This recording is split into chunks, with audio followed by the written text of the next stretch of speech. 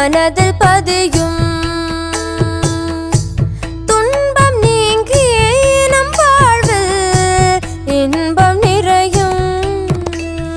பிறவி பயனனைத்தும் தரும் இறைவி அது இவளே.